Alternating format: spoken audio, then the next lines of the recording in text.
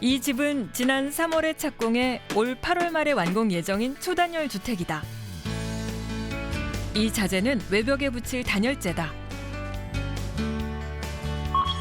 이렇게 두꺼운 단열재를 2개 이상 부착한다. 보온병처럼 집안 온도를 지키려면 집을 감싸는 단열과 기밀이 중요한데 단열재를 부착할 때는 이런 고정재까지 동원해야 한다.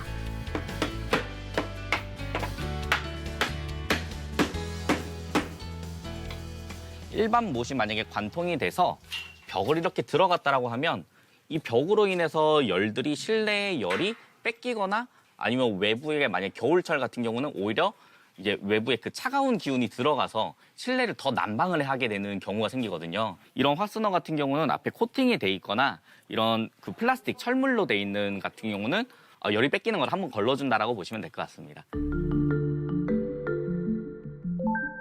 건물 틈새 사각지대에서 열이 빠져나가는 열교를 차단하기 위해선 단열재를 단단히 부착하는 게 중요하다. 건물의 단열에 있어 중요한 역할을 하는 창문. 고성능 3중 창호는 초단열 주택에선 필수로 할 수 있다. 초단열 주택을 지을 때는 보온병처럼 밀폐가 잘 됐는지 확인하기 위해 시공 중간 단계에서 기밀성 실험을 한다. 실험을 위해 건물의 모든 부분을 막아 외부에서 들어오는 공기를 차단해 밀폐시킨다.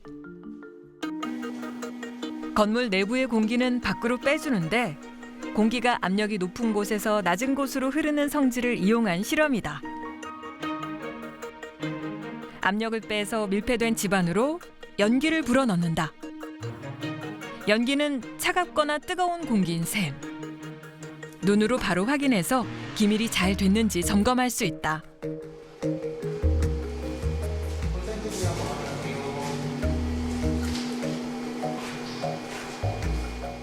얼마 지나지 않아 연기가 새는 틈을 발견했다.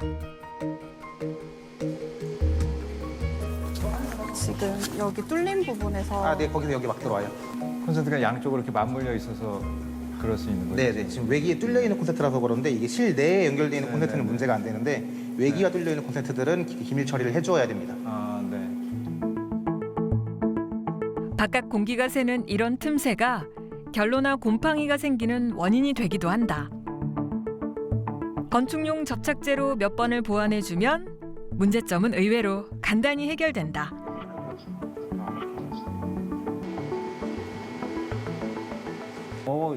소장님, 너무 신기하네요. 연기가 그냥 하나도 안 들어오네요. 네, 건축주로서 그냥 안심이 확 되네요. 어떻게 만족하세요? 네, 아주 만족합니다. 네. 기밀과 단열로 건물 성능을 높여 에너지를 적게 쓰게 만드는 집. 더 나아가 건축주는 이 지붕에서 에너지를 자체적으로 생산할 계획이다. 추가로 이제 이 위에다가 보통 이제 태양광을 올려서 지금 현재 저희는 9kW 정도의 용량의 태양광을 올려가지고 거의 에너지를 결국은 신재생 에너지로 전부 그 공급을 할까 거의 제로라의 에너지 수준으로 좀 계획을 하고 있는데요. 초단열 주택을 뛰어넘어 건축물 자체가 에너지를 생산할 수 있는 제로 에너지 주택을 시공한다는 의미다. 말 그대로 제로 에너지. 에너지를 사용한 만큼 에너지를 생산해서 모두 다 0으로 만든다는 것입니다.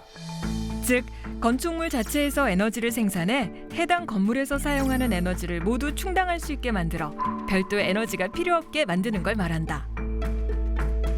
이처럼 에너지를 절감하고 생산해서 에너지 자립률을 높이면 전기요금을 아낄 수 있다. 84제곱미터 면적 기준으로 했을 때 가구당 약 130만 원 정도가 더 추가 비용이 든다고 합니다. 아무래도 이 제로에너지 건축물에 고효율 기계 설비를 설치하고 뱀즈를 설치하거나 또 신재생 에너지를 설치해야 되기 때문인데요. 하지만 매년 22만 원 정도 비용 절감을 할 수 있게 됩니다. 그렇게 되면 결과적으로는 약 5.7년에 걸쳐서 건설 비용을 회수할 수 있는 기간이 나오게 됩니다. 경기도 일산의 한 사옥 건물. 지난해 8월 준공한 이곳은 에너지 자립률 122%를 자랑하는 제로 에너지 건축물이다. 한 스타트업의 사옥으로 사용하고 있는 이 건물은 건물 스스로 탄소 중립을 실현하고 있다.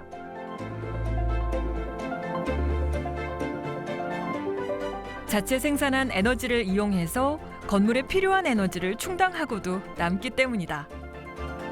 유리로 보이는 외벽은 환한 개방감을 준다.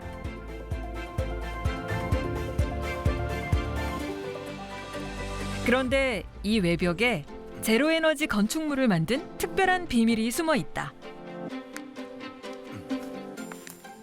지금은 여기 건물을 보시면은 이게 건물 일체형 태양광 패널 시스템이라고 해서 이 태양광을 받아서 전기를 생산하는 시스템인데요.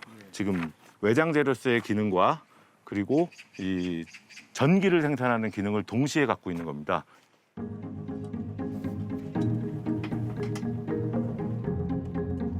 벽에 부착된 태양광 패널은 필요에 따라 탈부착까지 할 수 있어 관리가 쉬운 장점도 있다. 바로 이 패널에서 자체적으로 전기를 생산한다는데 네, 지금 82V 정도가 개방 전압으로 지금 나오고 있네요. 아주 정상 범위에 지금 들어왔습니다. 건축물 외관을 둘러싼 유리로 보이던 외장재가 다름 아닌 태양광 발전 패널이라는 것. 건축 자재와 태양광 패널의 기능이 일체화된 건물 일체형 태양광 발전 시스템이다.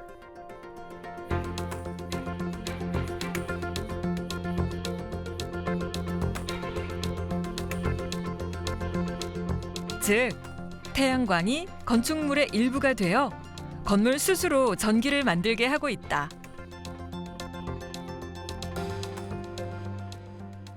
건물로부터 열이 들어오는 것은 차단시키면서 동시에 에너지를 친환경적으로 생산해낼 수 있다는 그런 점이 있고요. 지진 내구성이라든지 아니면 단열, 배수, 방수 이런 기능들이 탑재돼 있고요. 에너지 자립률 122%, 제로 에너지 건축물 1등급인 비결. 바로 이 건물 일체형 태양광 발전 모듈이 무려 1274개가 부착돼 있기 때문이다. 이 건물 같은 경우에는 저희가 122%에 해당하는 자립률을 가지고 있는 그런 건물입니다. 그럼 나머지 22%는 어떤 건지? 남는 전기에 대해서 보내게 되면은 그거에 대해서 한정에서 계측을 하거든요. 그렇게 했을 때 저희가 소비한 에너지 양하고 저희가 보낸 에너지를 나중에 상계를 해서 정산을 하게 됩니다. 그래서 상계 거래 제도가 있어서 그걸 활용해서 전기요금에서 차감받는 형태의 환급을 저희가 받게 됩니다. 이곳은 건물 에너지 관리 시스템이 따로 있어 에너지를 효율적인 방식으로 절감하고 있다. 건물 한편엔 탄소 중립을 실현하는 차원에서 특별한 녹지 공간까지 설계했다. 들어왔습니다. 색깔을 하얀색이랑 노란색이랑 번갈아 가면서 심으려고 하거든요. 그래서 이렇게 한 줄하고 그다음에 저렇게 한 줄하고 이렇게 기역자로 이렇게 심고 그다음에 큰 거는 여기 가운데. 태양광 패널이 그늘을 만들어주는 휴식 공간이라는데 이산화탄소는 빨아들이고 그다음에 산소는 이렇게 내뿜는 이 나무들이 그런 역할을 하지 않습니까? 그래서 건물들도 탄소 중립에 기여하는 그러한 진정한 의미의 빌딩 숲을 만들 거라고 저희가 생각을 하고 있고요. 외부 바람이랑 같이 순환을 하면서 서로 조화를 일으킬 수 있도록 하는 그 외부 바람이 들어오는 바람길 역할을 하는 그런 녹지 공간입니다.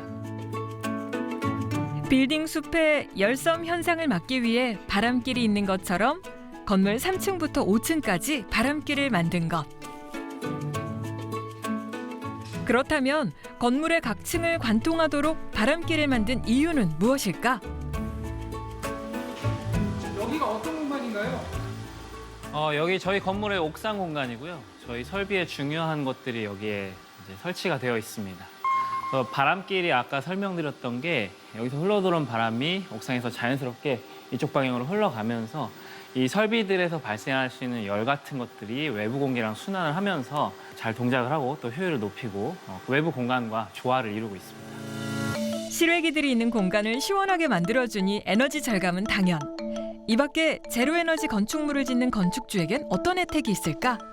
이를 통해서 임대나 분양을 더 할 수 있는, 그래서 한 층을 더 짓는다든지 이런 이제 큰 그 혜택들이 있고요. 그리고 뭐 이자적인 측면, 취득세 감면 측면에서도 굉장히 큰 혜택을 받았습니다. 건축물의 에너지 절감을 위해 우리나라는 에너지 자립률에 따라 총 5개의 등급을 부여하는 인증제를 시행 중이다. 자립률 100%가 넘으면 1등급이 된다.